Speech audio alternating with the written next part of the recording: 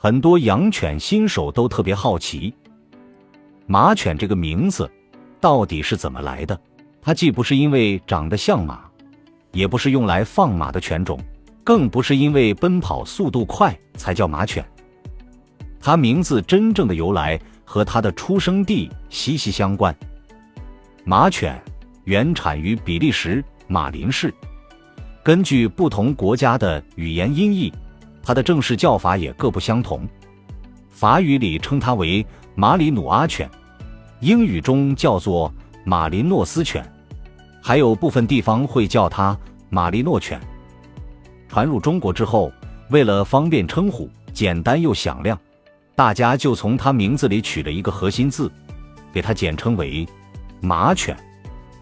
这个名字既通俗易懂，朗朗上口，又特别好记，慢慢就成为国内的通用叫法。以上就是马犬名字最正统的由来。关注我，了解更多马犬小知识。